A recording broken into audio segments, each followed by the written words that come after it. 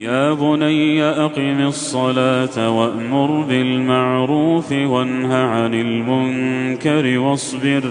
واصبر على ما أصابك إن ذلك من عزم الأمور ولا تصعر خدك للناس ولا تمش في الأرض مرحا إن الله لا يحب كل مختال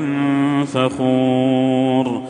واقصد في مشيك واغضض من صوتك إن أنكر الأصوات لصوت الحمير.